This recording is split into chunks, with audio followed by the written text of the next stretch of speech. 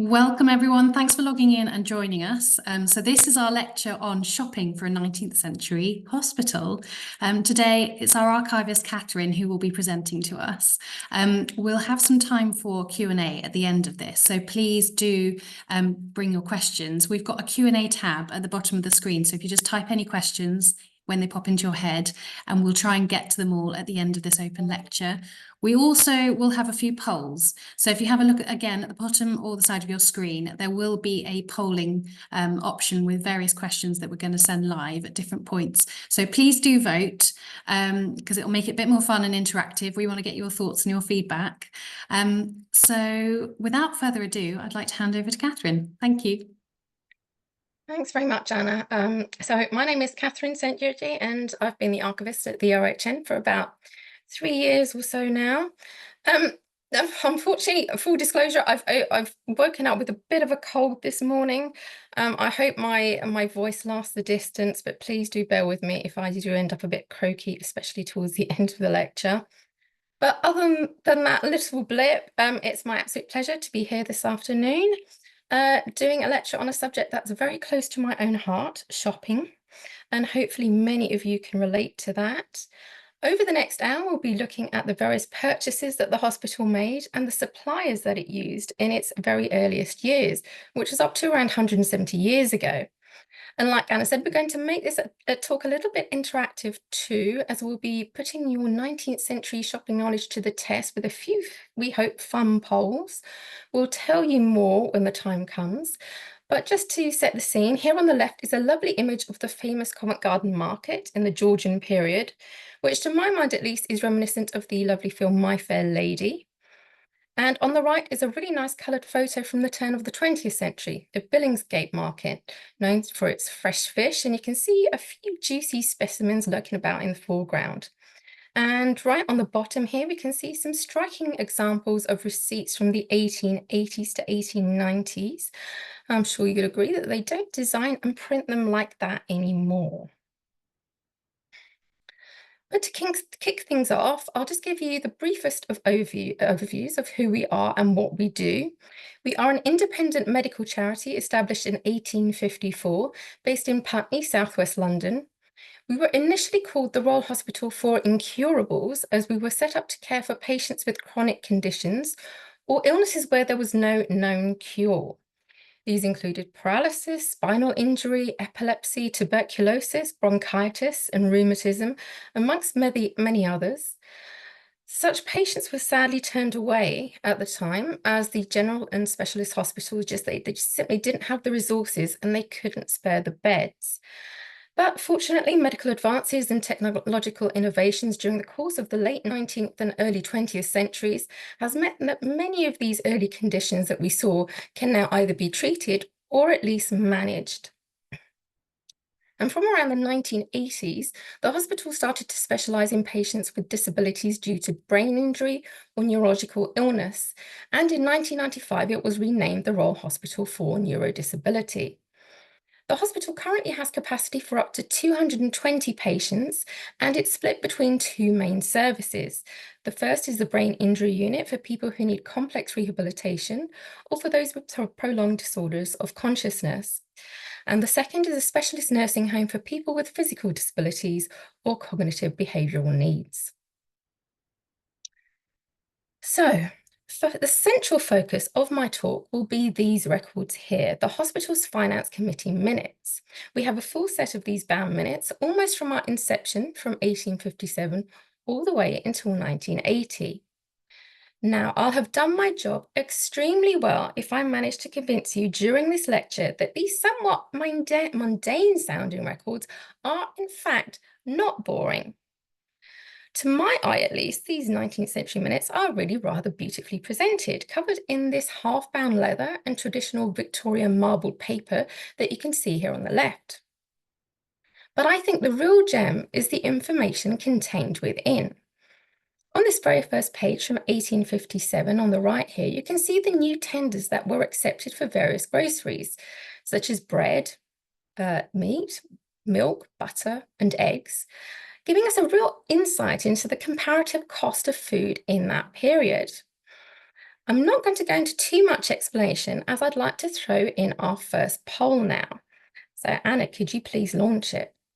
But this is the one where we are looking at the most expensive food item in March 1859. And it is actually coming in. Here we go. So if you click on your polls quizzes tab, it's just at the bottom, hopefully. The first question is, in March 1859, what was the most expensive food item that the hospital purchased? Was it cheese, bacon, loaf sugar, cocoa nibs, tapioca, mustard, coffee, or treacle? Let us know what you think. Okay, we've got a few votes coming in. Very good. Interesting. Cocoa nibs is all coffee's taking over. One vote for tapioca. Okay, right. Let's have a look at the results. Thanks for voting, everyone. So if you have a look here, we've got 7 people voted for coffee, 5 people have voted for cocoa nibs, and 1 person for tapioca. What do you think? I think they did really well, actually. Okay, let's go on to the next slide and you'll see. So hopefully you can make out some of the original document. Actually, you had 2 chances of guessing correctly, and you really did really well because both cocoa nibs and coffee are equally the most expensive at 1 shilling and 3 pence per pound. They are then followed in order of expense by mustard at 1 shilling. Tapioca wasn't too far behind at 10 pence. Cheese at 8 pence, bacon at 7.5 pence, loaf sugar at 6.5, and treacle at the bottom at 3.5 pence. So it looks like there weren't any huge surprises for you. I think that, as most of us would have expected, the cheaper products are generally the ones that could be homegrown, whilst the more costly items would have had to be imported. And how, you may be wondering, do they compare with today's prices? Well, it's not an exact science, and calculations vary a lot depending on where you look. But according to the purchasing power calculator on measuringworth.com, which is based on the percentage increase in the RPI, the current equivalent values are on the right-hand side. So £7.97 for cocoa nibs and coffee, all the way down to £1.90 for treacle at the bottom. So what do you think? Considering that we're talking about £1 or 453 grams worth in weight for each item, the purchasing power for 1859 does seem quite weak in most cases. And just from that quick comparison, we can already sense that some items wouldn't really appear on our shopping list these days. What, for example, is loaf sugar? And does anyone really buy tapioca nowadays? Well, sugarloaf is just how refined sugar was produced and sold prior to granulated and cubed sugar being introduced in the latter part of the 19th century. And here is an impressive example of a sugarloaf box containing the nips, that is the pair of large pincers that we used to cut the sugar from the large blocks that they came in. And note also the useful drawer at the bottom that was used to collect the residue from the cut sugar. Now, when thinking of tapioca, the first thing that probably springs to mind is good old tapioca pudding, possibly from school dinners. But if you enjoy bubble tea, you might not be aware that the balls or bubbles are made out of tapioca pearls. And this is because of their characteristic of turning translucent in liquid. Now, tapioca actually derives from the cassava plant, which is native to South America. In Victorian times, in addition to the plain or fruity puddings that we're familiar with, it was also commonly used as a thickening agent in dishes such as pies, soups, and stews. Its usefulness to bulk out certain foods was important at a time when it wasn't always possible to produce more nutritionally rich dishes. And pictured here is a prepared tapioca pudding. And you can kind of see why school children used to refer to it as frog spawn. And there is also this apparently quick and easy recipe from 1883. It would be really nice to know whether our patients actually enjoy the flavour. We're going to revert back to our finance committee minutes just briefly to see what other unusual food purchases we can find. So in 1881, you can see that we bought arrowroot, chicory, crushed linseed, groats, and sago. Let's look at the 19th century uses for each of these in turn. So starting with arrowroot, which is made from the tuberous roots of a number of South American plants. Like tapioca, it is also a thickener and sometimes used in baking or to make jellies. It's not particularly nutritious, but the Victorians credited it as having many health benefits, with the bonus that it was easily digested. As such, it was boiled with just a little flavouring added and given to people with dietary restrictions. So we can kind of see why it was important to stock it at the hospital. Nowadays, chicory root can be roasted like parsnips, or the leaves can be eaten in salads, if you think of radicchio in Italian cuisine. But it's unlikely that our patients would have eaten it fresh. In the 19th century, ground chicory root was frequently used as an additive or even as a substitute to coffee. This is because pure coffee, as we saw earlier, was still very expensive. Now, linseed. Linseed is a seed of the flax plant from which linen is made. The oil also has many domestic and culinary uses. The ground seed can be added to bread, biscuits, and cakes, and would have been an excellent source of fibre for patients. And it also works great as a binder, and the hospital could have used it as an egg replacer in various recipes. But what about groats? Well, these are simply the hard and unprocessed kernels of cereal grains. We're a bit sport these days with rolled or instant oats, but in the 19th century, groats would have been soaked overnight and used in soups, bread, and gruel, which is a thinner version of porridge.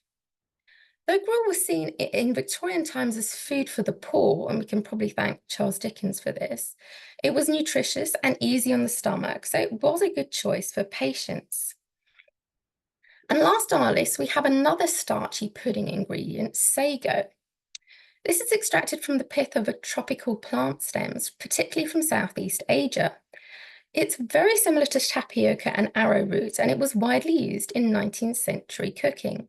And aside from thickening custards and puddings, our patients may have eaten it in soups, jellies, and potato puree. We're going to come back to this grocery list later, but we're just going to stick with consumables for the time being. And here is a really useful ledger in the Finance Committee minutes from 1860, showing the accounts settled to various suppliers. The meetings were held every quarter, so the amount should apply to a 3-month period. At the top, as you might expect, is the butcher at a whopping £114. This is followed in order by the cheesemonger at £49, the baker at £35, the grocer at £34, the dairyman at £17, the fishmonger at £12, and the greengrocer at £3. Though you may have noticed a separate potato salesman at £7. Drinks-wise, there is the tea dealer at £19, and on the much stronger side, there is the wine merchant at £38, the brewer at £37, and the spirit merchant at £11. You may be wondering whether all that alcohol was medicinal. Well, I'll talk a bit more about that later. And with the current values, you're probably asking how much that equates to expenditure on food per patient. So in 1860, we had far fewer inpatients than we do now, only around 75 people. So if we divide the yearly total by this number of patients, we get albeit very rough, approximate daily spend on food of £6.60 per patient. To compare, a Department of Health report from 2012 stated that the NHS daily spend on food per patient was £8.77 on average. Right, so let's start with the highest spend on our supplier list from 1860, the butcher. And apologies if you're not a meat eater for the following part, but meat consumption was considered an important part of a 19th century diet. As we saw earlier, the hospital spent the equivalent of £13,600 per quarter on meat. The butcher's tender here breaks this down further. We've got a lot of beef, from the cheapest cuts on the bone, like the shins, to the most expensive joints. If you're wondering what clods and stickings are, well, clod comes from the shoulder in the upper section of the primal chuck, which you can see on the diagram here. And stickings, on the other hand, are the butcher's offcuts laid out on the chopping board to which they stick, hence the name. They are obviously the more economical cuts of beef and would have been used for pies, stews, and soups. It's interesting to see now organ meat such as offal or pluck, which was cheap and didn't necessarily have the stigma that it does now. You may also be surprised to see mutton rather than lamb on the menu. But essentially, in the Victorian era, lamb was typically more valued for its wool than for its meat. So it just made more sense to use the older ewes than the lambs, who had years of wool production and breeding ahead of them. Also, the Victorians generally considered lamb inferior to mutton, complaining that it lacked mutton's depth of flavour. So on to the next highest spend on the supplier list, the cheesemonger. And he seems to be responsible for a lot more products than just cheese, with butter, eggs, and even bacon listed. This was typical, though, with cheesemongers sometimes even going so far as to sell poultry. The reason is that Victorian taste for English farmhouse cheese was fading in favour of continental cheeses. Also, factory-style production was quickly becoming the norm, so farmers sent their milk to industrial creameries and many local artisan cheeses disappeared. Cheesemongers had to adapt, and many turned into general grocery stores like the one shown on the top left. Let's look at what the hospital ordered.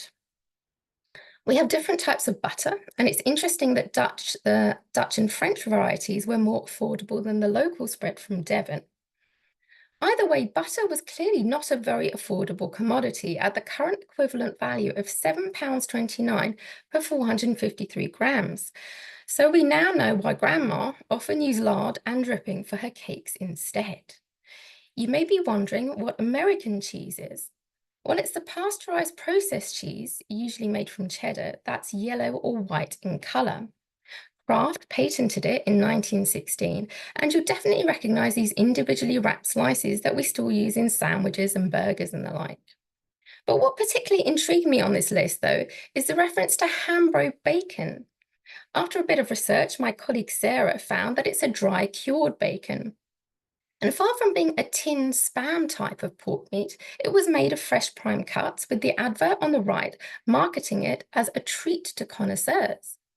Though this is somewhat contradicted in a later article that we found, which warns that a large number of people were suffering trichinosis, which is rather a nasty parasitic disease, after eating this Hambro type of bacon. So this seems like a good time to move on to the next suppliers, the baker and the fishmonger, with loaves and fishes being a common staple even far before the Victorian era. Now you can see at the top here that the hospital bought both ready-made loaves and also flour by the sackload. Without exact quantities, we'll just have to imagine just how heavy these were, but we can certainly envisage it being used in lots of yummy biscuits, cakes and pastries, especially when we have this fantastic lantern slide photo from the 1890s showing our cooks hard at work. If you're wondering about the price of the loaf, 6.5 pence equates to around £3.40. Very expensive by today's standards, so it would have been a lot cheaper to bake bread at home. Regarding fish, I couldn't find an exact breakdown of the kinds of fish that would have been ordered by the hospital, though we saw earlier that it spent the 2024 equivalent of over £1,500 per quarter on fish, which is quite significant. Herrings were typically the most important fish in the Victorian diet, either smoked, pickled, or salted. Other seafood that was easy to obtain were things like sprats, eels, and even shellfish like oysters, mussels, cockles, and whelks. Fish and chip shops were just being introduced, so patients may well have enjoyed the tradition of fried cod, haddock, or John Dory on a Friday. Now, the grocer is the next highest spend on our supplier list, and I know we've gone through a lot of groceries already, but I thought it would be interesting to compare some of the grocery items from the mid-19th century, which we've seen earlier, to the turn of the 20th century. One thing that struck me straight away with this grocery list that's 40 years older than the previous one that we saw is the emergence of food supplements. We can see Bovril here that we're all quite acquainted with. It was developed in the 1870s, and it's quite iconic despite its love it or hate it stigma that's a bit similar to Marmite. What you may not recognise from this list of items that the hospital purchased in 1900s is Brand's Essence of Beef and Ridges Food. After a bit of hunting down, I found that Brand's essences are jellies or consommes consisting of meat juices. In the leaflets here on the right, they're advertised as stimulants after loss of blood, or what they term nervous exhaustion and enfeebled digestion. Ridges Food, on the other hand, is a mix of cereal starch that needed to be combined with milk to make a kind of porridge. As you can see from the advert, it was recommended for young children as well as the sick. Amusingly, there was even a song named after it about a father who consoles his crying baby with the promise of Ridges Food. I absolutely won't attempt to sing it, but here is the extract. I believe that Ridges has been discontinued, but you can still buy Brand's essences. But overall, it was really interesting to discover how restorative powders and liquids were starting to be developed during the latter part of the 19th century. The final food supplier that we come to is the greengrocer, and you may have already picked up that his costs are the equivalent of only £355 per quarter, were actually really low in comparison to other suppliers. I initially thought that the likely reason for this is that the hospital had its own farm when it purchased its current premises in 1863.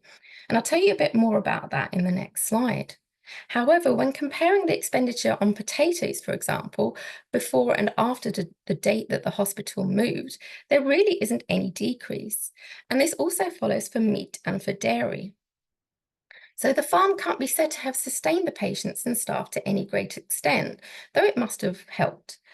As a general rule, fruit and veg would have been seasonal and locally sourced in Victorian times, as most varieties couldn't be shipped without refrigeration. Of course, potatoes could be kept for months if properly stored, and the hospital must have consumed its fair share of this root veg, as it spent over twice as much on potatoes in 1860 than the rest of its greengrocer bill combined. Though we have a few photos of the farm, we have no official record of the exact crops that were kept. We do know that the orchard thrived all the way until 1962, with the board minutes in 1900 instructing the planting of 150 more trees in the lower garden. A little aside about the farm then. Now, the building that the hospital purchased in 1863, called Melrose Hall, was originally part of a vast estate inherited by various wealthy landowners, including the Spencer family and the Dukes of Sutherland. The grounds were extended to over 300 acres at one point, with the accounts on the left showing that the farm supplied the estate with an astonishing 54.5 pounds of butter, 28 pints of cream, 224 quarts of milk, and 308 eggs back in the month of February 1838. But by the time the hospital bought the building, the estate had whittled down to a mere 23 acres. But as you can see from these photos at the bottom, it still produced some quantities of fruit and veg and kept livestock, including cows, pigs, and poultry. It also had a donkey. The one pictured here is apparently called Jack. Now, his job was quite important as he drove a daily carriage for patients to Pudney Heath. If you cast your mind back a bit, we can assume that some of the items on the grocery list from earlier, such as oatmeal and crushed linseed, may have been fed to Jack and his cow, pig, and chicken friends on the farm. Right, we're going to move on to drinks now. And the key thing to remember here is that until the Public Health Acts of 1866 and 1875 legislated the building of drains and sewers and the piping of clean water to household, drinking onboard water was still quite dangerous. In fact, it wasn't until June 1877 that a well was opened at the hospital, which supplied safe water that was apparently at a far lower cost than the water company. In any event, common beverages in the mid-19th century were things like milk, beer, wines, and spirits. Drinks that required water to be boiled, such as tea and coffee, were obviously really popular. We've already seen that coffee was quite expensive, though the hospital always had it on its shopping list, and the caffeine probably sustained many late nights for the medical and domestic staff. Tea seemed to be the staple drink, though, as we paid the tea dealer the equivalent of over £2,200 per quarter. It would have been served with milk and perhaps sugar, much as it is now. If you're wondering how much milk cost around 1860, we can see at the bottom here that the dairyman charged 10 pence per 4 quarts. That equates to approximately £4.98 for 8 pints, which is still not much bang for your buck. You remember that alcohol provisions featured quite heavily on the supply list earlier. The hospital spent the contemporary equivalent of over 4,500 on wine, another 4,400 on beer, and over 1,300 on spirits quarterly. I'm not sure if you can read the resolution that was passed by the Finance Committee in February 1864 on the left, but I'll read it out. That in lieu of British brandy at present supplied, foreign brandy be provided for the medical requirements of the patients. It was agreed that Mr. Goodall, with the secretary, should wait on Messrs. Smith, Wickery of Tower Street and collect a sample. I'm not sure why it took two gentlemen to collect this sample of brandy, and it's also unclear why they wished to switch from a local to a foreign brand, but it is emphasised that it's for medical usage. Alcohol was in fact frequently used in the 19th century as both a stimulant, as it was thought to increase heart rhythm, blood pressure, and assist in cases of what they termed nervous shock. And also, somewhat conversely, it was used as a depressant and a sedative, as it lowered fever, encouraged sleep, and helped in cases of delirium and restlessness. This view certainly wasn't shared by all medical practitioners, though. Dr. Little, who was one of the hospital's first consulting physicians, felt that alcoholic beverages were being too freely used. In a letter to the board from 1860, he emphasised that my attention was directed to the large number of inmates habitually taking wine, brandy, or gin. 46 female patients divide between them daily 21 glasses of wine, half a pint of brandy, and 4 ounces of gin. I am of the opinion that the progress of their diseases will not be materially affected by the use of abstinence from the quantity of wine and spirits that they consume. It simply makes them feel comfortable. And after some discussion, it was eventually recorded in December 1867 that the rate of consumption of stimulants had much diminished. With this in mind, and to check that you're still with me, we're going to revert to our next poll. And this concerns the allowance of beer to male patients a few years after the consumption of alcohol that apparently diminished. Over to you, Anna. Okay, so the question is, how much was the allowance of beer to male patients in March of 1870? So we've got the options 3 pints per day, half a pint per day, 30 pints per week, 1.5 pints per day, and no beer allowed at all. So the votes are coming in. A few people think all 3 pints a day, 1.5 pints a day. Interesting. Okay, right, I'm going to end this poll. And I'm going to show you all the results. So it looks like 5 people have voted for 3 pints a day. A couple of people think maybe half a pint a day. 1 person thinks 30 pints a week. And 7 people think 1.5 pints per day. Catherine, can you enlighten us? They've done it again, haven't they? Doing well. Yes. There we go.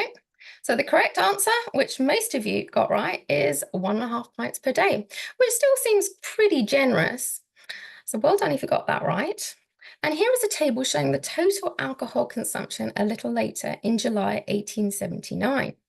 I'm not sure whether Dr. Little would have approved, so I've included a portrait of him here looking rather displeased. I particularly like the note at the bottom here that 2 extra pints of brandy per month could be delivered from the stores for emergencies and for household consumption. So there's absolutely no fear of running out. We're going to leave food and drink behind now and look at a few other goods and services. If we return to the ledger from 1860, we can see quite a variety of other supplies that the hospital purchased from. The quarterly totals are much lower than for food and drink, if you remember the £114 that was spent on meat, for example. So at the top, as you might expect, are the coal merchants at £28, followed by the draper at 16, a bill for furniture at 9, the soap manufacturer at 5, a stationery order for £2.15, chinaware at 2 and 14, utensils at 2 and 10, fittings, which you'd expect to be appliances and even medical equipment, as furniture has already been covered, at 1, and that's at 1 and 16 shillings. Medicines to outpatients, which is distinct from medicines to inpatients, and we'll come back to the reasons for this a bit later. And that's at £1 and 10 shillings. And finally, the nurseryman at £1 4 shillings. Now, nurseryman is a word you don't hear much anymore, but he simply cultivated plants. We've seen that the hospital had quite sufficient grounds to look after. He probably didn't run a creche, which was my immediate thought. I guess there's no huge surprises with the expenditure here, but let's look at some of them in turn. So probably the next most important priority for a Victorian hospital after nutrition was cleanliness. And the current equivalent spend on soap, as we saw in the previous slide, was over £680 for the quarter. The breakdown on the bottom right shows the kinds of soaps that were used at the hospital. The milder household type soaps were thought to soften the skin, as well as emulsify oils and loosen impurities. In the 19th century, they would have been made from tallow, which is animal fat, or vegetable fat such as olive, almond, and palm oil. Slightly more expensive was carbolic soap, which includes coal tar or petroleum. It was popular in Victorian times for its antiseptic properties, and it was used to deodorize and wash people, clothes, and surfaces. This advert here for Buchan's disinfecting soap made the bold claim that it kills all parasitic life on man or beast. At the same price was mottled soap, where the makers used pigments to create a kind of marbling effect. It was popular with customers of the day because a marble soap could only be made using a purer product that had not been adulterated with too many fillers. If you're wondering about the prices and weights, it's £1 1 shilling or £1 2 shillings per centum weight or hundredweight. Now that equates to 8 stone or around 50 kilos, which means that you could buy soap weighing approximately 2 sackloads of potatoes for just under £150. Now that's very good value indeed. In fact, I had to recheck the numbers several times, and I can only imagine that the cheaper tallow was used. And aside from soap, we can see on these accounts from 1881 that a significant proportion of the hospital's groceries relate to cleaning products. We've got blacking, we've got black lead, powdered borax, emery cloth, house sand, starch, and stone blue. I'll tell you a little more about each of these. So starting with house sand, as it's been used as a basic cleaning agent for scrubbing floors, scouring cooking pots, and so on for many centuries. Sand gradually evolved into the abrasive cleaning powders with hygienic smelling chemicals that we're familiar with today.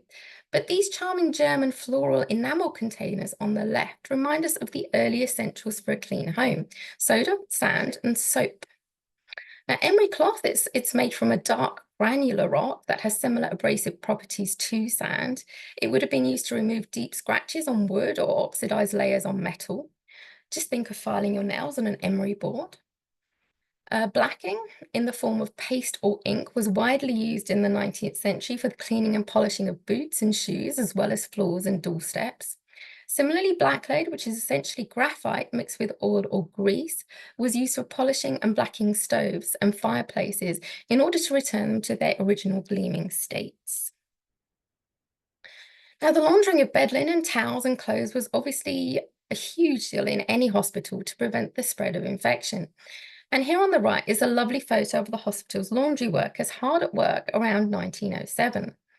Going back to the cleaning products from our grocery list earlier, powdered borax, which is a mixture of boron, sodium, and oxygen, would have likely been used as a detergent. As we can see from this packaging here, this American manufacturer has been selling it as a detergent booster and multi-purpose household cleaner since 1891.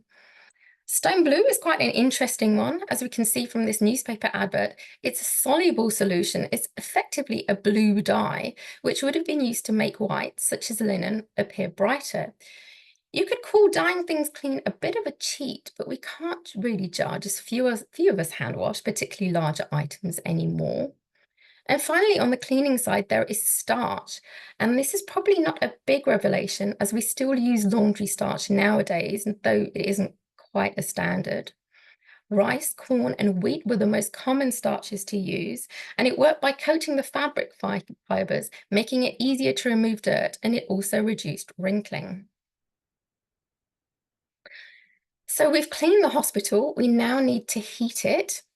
As we saw earlier, the coal merchant was the highest spend on our non-consumable supplier list at the present day total of over £3,300 per quarter. The breakdown represents either the origin or the type of coal. Best Wallsend would have come from the Wallsend Colliery near Newcastle, and Hartley's would have come from the Hartley Colliery in Northumberland. Sadly, both mines suffered quite nasty accidents. At Hartley, the beam of the pit's pumping engine broke and fell down the shaft, trapping the men below. And this mechanical failure is illustrated in the engraving here. The Welsh coal is obviously from the various mines in Wales. It was generally considered to be of the highest quality, both for its energy content and lack of smoke. As such, it was sold for far higher prices. The hospital paid 17 shillings and 3 pence per tonne for the Welsh coal, as opposed to 14 shillings and 9 pence per tonne for Hartley's, which converts to around £120 and £103 in today's money. And now that we've heated the hospital, we need to light it. Gas lighting was still in its infancy when the hospital was first set up, so there are no references to the supply of it in our earliest ledgers. In 1881, the grocery list contains orders for a dozen night lights. These could have burned both candles or oil, but the order of wax tapers by the pound signifies that candles were still very much being used at the time. From around the late 1800s, the Wandsworth and Putney Gas Company starts appearing amongst our suppliers. You can see on the ledgers on the top right that the hospital spent £144 and 1 shilling on its gas supply for the winter in February 1897, and a more modest £90 and 2 shillings in the summer during August that same year, which matches the longer daylight hours. This amounts to a massive £20,650 for the winter quarter and almost £12,900 for the summer quarter in current expenditure, but we did have a lot of rooms and wards to illuminate by then. The gorgeous photo of our library here from the early 20th century shows off its characteristic Victorian chandeliers and wall lights. We're going to move on to another high expenditure now, which is drapery. But before we do, I'd just like to test your knowledge of nurses' uniforms with another poll. Anna, could you bring it up, please? Yeah, sure. Right. So the question is, what colour uniform did our nurses wear in 1866? The options are light grey, white, dark blue, green, light blue, and dark grey. So what do you think? Okay, we've got some votes in for white. White seems to be popular. Dark grey. Okay, oh, light grey now as well. Light blue. No one likes green. Okay, right. I'll end the poll there. So we've got a tie. In first place, 5 votes for light grey and 5 votes for white. And then, oh, and sorry, 5 votes for dark grey as well. And then 2 voted for light blue. Nothing for dark blue. Nothing for dark blue and nothing for green. Interesting. I did throw green in there as a bit of a wild card, but actually, it's a bit of a trick one, really, because the correct answer is actually dark blue. You can see it on the picture here. I can understand if you thought it was white or any of the lighter colours. In fact, in the drawing here from the 1890s, the nurse is wearing this long white apron on the top of her blue dress, and it does kind of look lightish, darkish. It could be either, really. So I'll give you all the light blue. And a tailor didn't actually appear amongst our earlier suppliers, so it was likely that nurses wore their own clothes for a time. And in fact, it wasn't until Florence Nightingale opened her first training school that uniforms were standardized. So duly, it was in 1866 that the hospital's board agreed to supply to the nurses a uniform dress of dark blue. There it is. And an order had been given accordingly. Yet, if we return to our non-food and drink supplier list from 1860, the Draper features near the top at over £1,900 per quarter, second only to the coal merchant. Though I couldn't find an actual breakdown, we can certainly think of the various kinds of fabrics that a Victorian hospital might need, including bed linen, toweling, curtains, as well as gowns for patients. So I think that's probably where the money went. Several of our non-consumable supplies relate to the fitting out of the hospital. It spent the present day equivalent of £1,160 on furniture and £215 on fittings during that quarter in 1860. It's a shame that we don't have an inventory of that spend, though we've traced the furniture supplier, and I can show you some fine examples of their work a little later. Regarding the cost of maintaining the hospital, I can give you some idea of a nice refurbishment project. It's not actually at the hospital itself, but at its city offices. Now, having office space situated off-site obviously significantly added to expenses, but it was quite typical of charities in the 19th century to conduct their administration in a more central location. And here are the estimates for a proposed redecoration around 1880. The specifications included the painting of the boardroom in 4 oils, flat colours twice varnished, tints to be settled by the architect and contractor, and of the other rooms to a height of 4 foot 6 inches, with dado line and distemper above. Ceiling to be whitewashed and the cornice of the boardroom to be relieved with gilding. Sounds quite nice, right?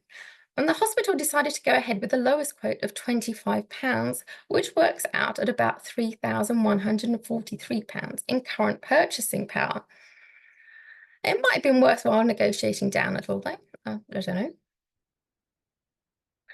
A further expenditure was stationery, and the hospital had a bill for what would now cost £326 on our suppliers list. We can imagine that we got quite a lot of paper, envelopes, pens, and ink for that money, even in 1860. By that time, the hospital would have been using dip pens like the one shown here, rather than quill pens to write the beautifully formed finance committee minutes that we've been seeing so much of throughout the talk.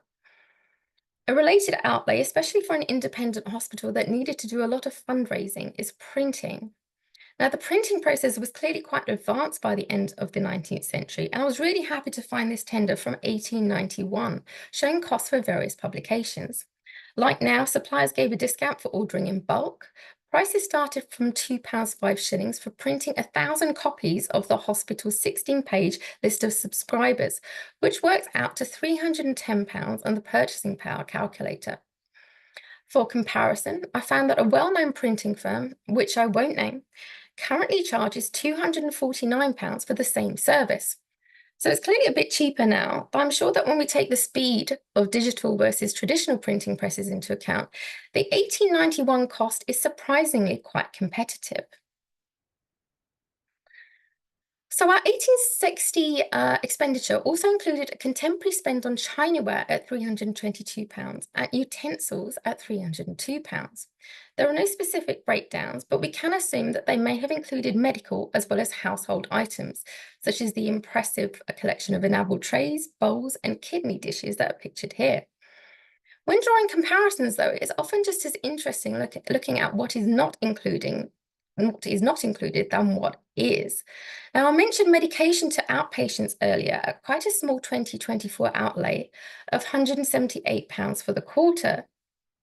But you may be wondering what the hospital spent on medication to its inpatients. Well, the truth is that the medical officer was initially expected to cover the supply of his own drugs. This sounds somewhat unfair, and it did cause some problems and conflict. In fact, we have records of the very first medical officer, a Dr. Paul, making repeated requests for an increase in his £30 salary. When his requests were refused, he ended up taking matters into his own hands somewhat because a patient complained that he had not prescribed her any medication and she had to purchase her own. The outcome for all this was that the board fired him, though the hospital did end up changing tack. Dr. Paul was succeeded by the rather appropriately named Dr. Cream, who by 1861 had persuaded the board to increase the medical officer's salary to £60 and for drugs to be supplied by the hospital rather than him. And here at the bottom, we can see the expenditure for medication a little later in 1894. It's a not insignificant £57, 6 shillings and 5 pence for drugs and £5, 5 shillings and 4 pence for pills. That's a total of over £8,500 in today's money. This brings us rather conveniently to salaries. So the £60 annual salary that Dr. Paul negotiated in 1861 amounts to only £7,000 and 72 pence, which is still quite measly considering that he was non-resident and expected to pay at least one visit to the hospital per day. The other salaries shown at the top are from 1863, and they represent per quarter figures. We have £15 for Mrs. Bellringer, now she was the matron. This is the current equivalent of about £1,800 or £600 per month, though there was the added benefit of accommodation and meals. Unfortunately, we don't have photos going back to Mrs. Bellringer's time, so I've included this nice picture of Lucy Begg, who was a few matrons after her. We also have a Mr. Best, who was the collector at the hospital, who I believe must have handled the billing and payments on behalf of the institution. He received £25 per quarter, which is about £3,021, or just over £1,000 per month in present day terms. And then we have Mr. Andrew, who was the hospital secretary. And it's likely that it's his handwriting that we've been seeing on most of these Finance Committee minute extracts, as he was employed for almost the entire latter part of the 19th century, from 1856 to 1900. Now, he earned a pretty respectable £37, 10 shillings per quarter, which is a modern equivalent of £4,532 or £1,500 per month. The other wages, which would include the orderlies, the domestics, the cooks, and so on, come in at £86 and 10 shillings per quarter. And that equates to about £10,450 nowadays. Okay, so we're going to move on now, as I think you've probably had enough of 19th century prices and historical currency conversions. I know I have. We're going to look at some of the names behind the numbers. And we definitely have one very famous and elite supplier that I know you will have heard of. In fact, the eagle-eyed amongst you would have spotted it on our grocery list. So we'll do our fourth poll now and ask Anna. Yep, here we go. So I've just launched it. The question is, which renowned and prestigious business supplied the hospital's groceries during the mid-19th century? The options are Fortnum and Mason's, Harrods, Marks and Spencer's, Selfridges, and Waitrose. Okay, the votes are coming in. Oh, it's very mixed. Okay, so That's good. Fortnum and Mason's is coming up. Marks and Spencer's and Selfridges are popular. Any more votes? Okay. Right, thank you, everyone. I'm going to display those results for you all now. So 6 people voted for Fortnum and Mason's. We've got 4 votes for Marks and Spencer, 3 votes for Selfridges, and then 1 vote each for Harrods and Waitrose. Interesting, really interesting, guys. I can understand Fortnum and Mason with the link with food, but actually, ta-da, next slide, it's actually Harrods. And a few of those, I must admit, were trick ones because M&S, Selfridges and Waitrose weren't formed until the late 19th and early 20th century. So the correct answer is Harrods, and we can see the initials of a C.D. Harrod on our grocery list from before. And I must admit that I was quite surprised that such a prestigious store was supplying an independent hospital such as this, which always had to rely quite heavily on fundraising in order to survive. But it was in the early days of the foundation of the store. It was set up in 1849, which was just 5 years before the hospital was. So let's take a quick look at the history of this probably most famous of all department stores in the UK.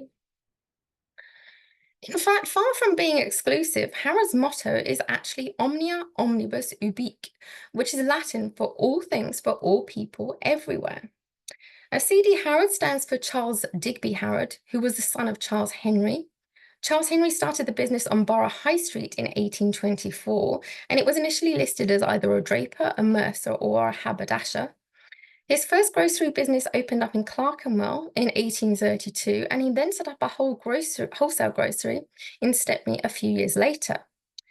His breakthrough seems to have come in 1851 during the Great Exhibition in Hyde Park, where he capitalised on the increased trade by taking over a small shop in nearby Brompton, which, of course, is the site of the current store. Starting from a single room employing just 2 assistants and a messenger boy, Charles Jr. built the business into a thriving retail operation selling medicine, perfume, stationery, fruit, and veg. By the time of the hospital's grocery list in 1881, he had expanded into the adjoining buildings and employed around 100 people. You may not be aware that the building burnt to the ground in December 1883, but Charles Jr. still fulfilled all his commitments for Christmas deliveries that year, and remarkably, he even made a record profit.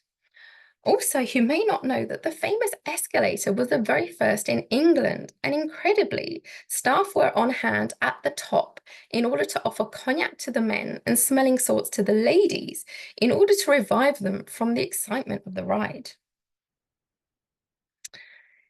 In 1881, Harrods would have obviously delivered to the hospital by carriage. As you can see from the photo on the left, the horse-drawn carriage is a tradition that is still sometimes kept alive on special occasions.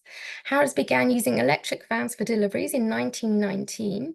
Even though electric vehicles were starting to be replaced by petrol engines in the 1920s, Harrods continued to make and use them in their own delivery fleet.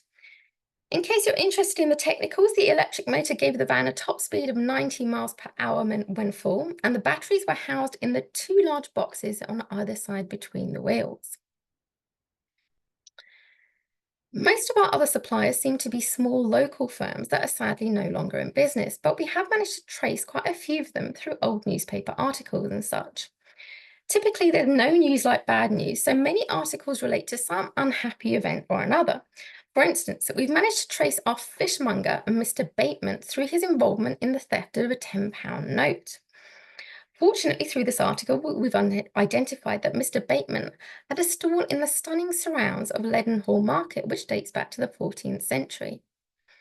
We also located our butcher and Mr. Betts, who was based right down the road from the hospital on Putney High Street. One of our sources was this advert for a kitchen maid, which is quite amusing in its bluntness as well as its optimism. I don't know if you can see it well, but it states that she must be a strong, healthy young person, about 20, who must make herself useful and be an early riser and of an active and obliging disposition. And after all that, no indication of salary is given, so I do wonder how many takers there actually were. Now, some of the newspaper articles give us quite a wholesome perception of the social circumstances of the day. We found that the hospital's cheesemonger was named as one of the firms acting in a so-called considerate manner by deciding to close their doors on Boxing Day. This was in order for employees to have a day off during the festive period in lieu of Christmas Day falling on a Sunday that year. A Christmas Day has been a customary holiday way before the 19th century, but Boxing Day actually only became an official holiday when the Bank Holidays Act was introduced in 1871, which was 7 years after this article came out. And then this extract concerning the hospital's greengrocer and Mr. Triggs tells us a bit about the importance of adhering to Victorian weights and measures. So in lieu of certified scales, a 19th century greengrocer may have used a pint glass to measure out smaller fruits such as berries. Do double check when you're next at the pub, but since the 17th century, pint glasses have had to confirm their accuracy by being marked with a crown stamp, such as the one shown in the middle here. Unfortunately, Mr. Trigg's half-pint measure was found to be unstamped and he was penalised with a 1 shilling fine. Slightly more bizarrely, and at much greater cost, Mr. Triggs was fined £10 shillings plus 10 shillings costs a year earlier for keeping swine so as to be a nuisance. I suppose it's the kind of behaviour you'd expect more from a butcher than a greengrocer. And one of the few suppliers that's definitely still in existence today is the hospital's soap manufacturer, Price's.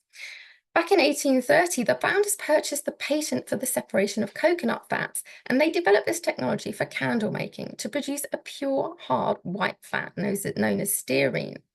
As well as creating candles for every conceivable 19th century need, we've got carriage candles, piano candles, dining room candles, photographic darkroom candles, and specific servants' bedroom candles that rather unfairly only lasted 30 minutes. They also diversified into soaps, lubricants, and oils. As they hold a royal warrant, Prices have supplied candles for such prestigious events as the wedding of Queen Elizabeth and Prince Philip, the Queen's coronation, and Winston Churchill's state funeral. As you can see from the recent picture at the bottom, the firm is still going strong and producing these tempting-looking candles and quite on-trend diffusers. I did promise you examples from our furniture supplier. They were called Shoolbred & Co., and they were a draper-turned-department store established in the 1820s. Their furniture often represented Regency interpretations of Greek and Roman pieces. Like Harrods, they were very much high-end, and their catalogues, like the one shown here, were viewed as guides to Victorian good taste as much as sales brochures. In the 1880s, Shoolbred opened one of London's largest department stores on Tottenham Court Road. But sadly, the financial depression of the 1920s hit them badly, and they stopped trading in 1931. You can see some fine examples of the furniture that the hospital used in its sitting rooms and offices here, some of which could well be Shoolbred originals. We also found the probably now defunct supplier of a stationery and utensils, a company by the name of Mead and Powell. It was sited on 101 Whitechapel High Street, and here's a lovely painting of the High Street around that time. Survey of London gives a pretty uninspiring description of the premises as a sober 4-storey brick shop house with round-headed windows to first and paired similar to third floor. The article that really brings this supplier alive to us contemporary readers is the account on the left of the gathering of employees for New Year's. Apparently, the evening was agreeably diversified by singing several glees and very excellent pieces. There were also dissolving views and other scientific amusements. And an annual excursion was even agreed upon for June. I think this is quite a charming insight into the relationship between the employer and the employed. And finally, you may be amused to see these early 20th century adverts of some rather antiquated equipment for sale or hire by the hospital's ironmongers, a HR Mopsy. It's not entirely clear what the hospital may have bought from Mopsy. It would have been too early for our Victorian domestics to benefit from the wizard here, because portable vacuum cleaners didn't start being used until around 1907. But lawnmowers have been around for a surprisingly long time, with the first human push mower being designed back in 1870. So our 19th century gardeners may have used a similar model to the one shown here. And now, to conclude my talk, pretty much on time as well, I'm going to do one last poll. It's a little loaded, but feel free to be entirely honest. So in light of my talk, the question is this. Are finance committee meetings boring? What are your thoughts? Yes, no, or you're allowed to say still undecided. Oh Okay. no, I won't get Okay. offended. No, this is good news. Most people are saying no. Oh, One bless you. person still So undecided, polite. one person said yes. Okay, right, here we go. Right, I'm gonna thank you for your votes. I'm gonna publish them. One person thinks finance committee meetings are boring. Sorry, Oh, Catherine. I'm You've sorry, I got couldn't 10 votes, convey. but no, they're not boring. Yay. One person's still on the fence, undecided. Okay. All right, that's Okay. fine. Thank you, everyone. Thank you very much. Well, Okie dokie. we have got a couple of minutes. If anyone's got a question, do pop them in the Q&A tab at the bottom. Susan said, I'm a social historian. This is fascinating. So thank you so much, Susan. I really appreciate it. Thank you, Sue. Catherine, just in case anyone's interested, what sources did you use for your research? Well, I tried to use the finance committee minutes and our own archives as much as possible for this talk. And the real challenge was cross-checking the historical currencies on measuringworth.com. I found them the best. But there was a lot of variance, which did my head in a little bit because, yeah, not all of them had options for pounds, shillings, and pence. And measuring worth seemed to be a good average when comparing with the Bank of England website, although they didn't break down to the smaller currency. And Sarah, my lovely colleague, who I did credit at the beginning, she used the British Newspaper Archive to trace our old suppliers, and they managed to get a good result for some of the small local suppliers, which of course just wouldn't get any search results on Google. Okay, thank you. We've got one question. The wages seem low for today. How do they compare to people doing similar jobs at the time? I think that, yeah, it was quite well known that it was Victorian living was quite hard times. I was surprised, but yeah, especially in comparison with like basic amenities, like, you know, basic groceries like coffee being £7.97, it is quite shocking. So yeah, I mean, it's quite well known that they weren't easy times. The one thing that I did find out is that you didn't really have to pay tax. There was no sales tax or VAT. And yeah, the income tax, it did come in. It was about around 3% in the 1840s, but it was only kicked in on incomes over £150 per year. So most people were exempt. It would just hit the hospital secretary who earned about £38 per quarter, but it certainly not hit the matron or the finance person or the domestic. So that's, even though the wages were low, I think that's one blessing at least. Okay. Not much income tax on that amount that you got. Okay, someone else has just said wonderful talk, very absorbing. Thank you. Thank you. Well, we're at time now, so I just want to say thank you so much, Catherine, and Sarah, for your research as well. I know you've logged in the background. We really appreciate your time today. This lecture has been recorded. It will be available on our YouTube channel probably next week. So if any of your colleagues or friends has missed out, do let them know, and we'll send around the link shortly. Thank you so much for joining us, everyone, and hopefully you can join us for our next open lecture very soon. Thanks ever so much. Bye, everyone.